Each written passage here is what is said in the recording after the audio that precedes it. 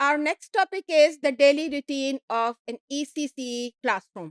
अच्छा, अब जब हमने ये सारी competencies पैदा करनी हो बच्चों के अंदर, तो हम उनकी रूटीन क्या बनाएंगे, कब वो क्या करेंगे। रूटीन बनाना बहुत ज़रूरी है, वो इसलिए कि young children need the comfort and security of a daily routine.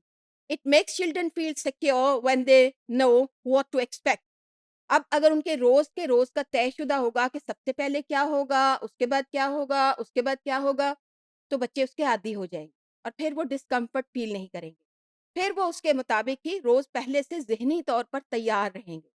दूसरा ये है कि it creates an organised environment that is conducive to the learning process.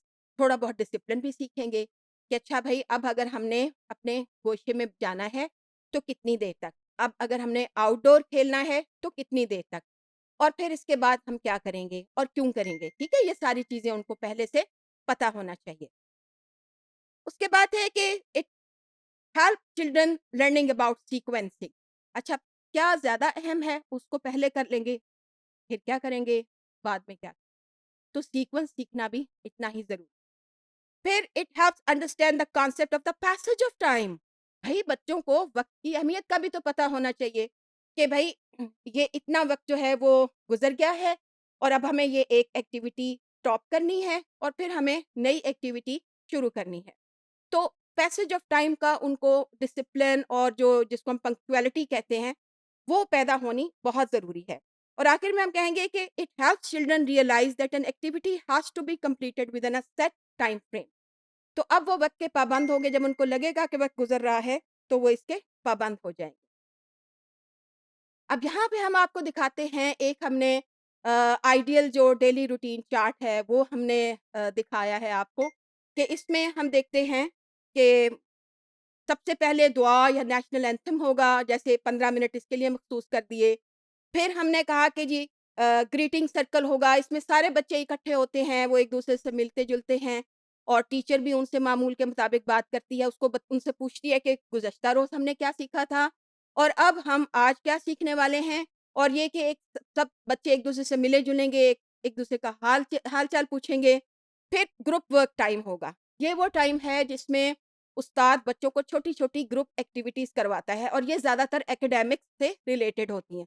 यानी जो सिलेबस है उनका, जैसे हमने अर्ज़ किया था कि उनको 100 तक काउंटिंग भी सीखनी है, उनको कुछ शेप का भी पता होना चाहिए, उनको कोई अपनी पर्सनल ग्रूमिंग का भी पता होना चाहिए। तो ये दूसरे लफ्ज़ों में आप समझ लें कि ये टीचर प्रेज़ेंटेशन टाइम है, कि यहाँ टीचर अपनी तरफ से इनपुट देगा और जो-जो चीज़ें उसने ज़रूरी बतानी हैं, वो बच्चों को बताएँगे।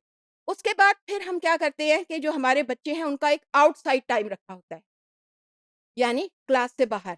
ज़ाहिर है, जैसे हमने अर्ज़ किया कि अगर वहाँ पे नेचुरल माहौल है, स्कूलों के अंदर छोटे-छोटे प्लेग्राउंड्स होते हैं, कुछ दरख्त लगे होते हैं, कुछ घास वाली मैदान होता है, तो बच्चे वहाँ पे जाएँगे, खेलेंगे, कूदेंगे और इसको हम फ्री प्ले कहते हैं। यानी जिसमें कोई रूल्स एंड रेगुलेशंस ना हो अभी कि भई यहाँ से हमें पता है ना, जैसे बहुत सी दुनिया के अंदर गेम्स हैं, उनके तो रूल्स होते हैं। हॉकी है, क्रिकेट है और बास्केटबॉल है, तो उनके अंदर तो रूल्स हैं, बच्चों को वो फ़ॉलो करने होते हैं। लेकिन अभी हम उनको फ्री प्ले दे रहे हैं कि भई जिस तरह जो दिल चाहे, पकड़न-पकड़ाई खेलना है, खुद ही भागना है, कुछ भी करना है, तो वो करेंगे। फिर उसके बाद ज़ाहिर है वो थक चुके हैं, अब उनको बुलाएँगे और उनको स्नैक टाइम देंगे कि भई आप अब अपना छोटा-छोटा खाना जो वो घर से लेकर आए हैं, वो सारे मिल बैठ के खाएँगे और इस दौरान में वो क्या करेंगे, जिसके पास नहीं है उसके साथ शेयर भी करेंगे और सब मिल-जुल के खाएँगे। इससे भी उनके अंदर एक अख़ुव्वत का जो है ना वो अंसर वो पैदा हो। अब हम plan, work, clean up, review time है हमारे पास। इसमें क्या है कि अब वो ये सोचेंगे उन्होंने क्या करना है, कैसे अपनी आइंदा वाली एक्टिविटी को क्या करने वाले हैं। फिर गोशा भी उन्होंने जाना है, जैसे हमने बड़ी मेहनत से गोशे बनाए हुए हैं उनके लिए। साइंस के गोशे में जाना चाहते हैं, वो मैथ के गोशे में जाना चाहते हैं। क्योंकि ये वो एक्टिविटीज़ हैं जिसमें दूसरे लफ्ज़ों में जो कुछ उन्होंने अपने ग्रुप टाइम में पढ़ा था, उसको अब वो एप्लाई करने जा रहे हैं। तो एप्लाई करेंगे उसको खुल के और फिर सिर्फ़ एप्लाई नहीं करना, अब ज़ाहिर है वो खिलौने उठाएँगे, बुक्स उठाएँगे, कुछ ब्लॉक्स उठाएँगे जिनसे वो चीज़ें बना रहे थे और सीख रहे थे। तो अब ऐसा वक़्त है कि वो सारे अपनी चीज़ों को समेटेंगे। जहाँ से उठाई थी, वहीं रखें। उनको अच्छे से ऑर्गनाइज़ करें और फिर ये सारी चीज़ें होंगी और आखिर में फिर उस्ताद उनके साथ मिलके रिव्यू के ऊपर बात करेगा कि भई हमने आज क्या किया, हमने आज क्या सीखा और सबसे अच्छी बात कौन-सी थी और ये कि सुबह आप क्या करने का इरादा रखते हैं। तो इस तरह से कई दफ़ा ऐसा होता है कि जब आखिरी पीरियड होता है, तो उस्ताद बच्चों को कोई नज़्म या स्टोरी भी रीड अलाउड करके बताता है, ताकि वो एक अच्छी याद के साथ खुशी-खुशी घर जाएँ और उनका दिन एक अच्छे तरीके से खत्म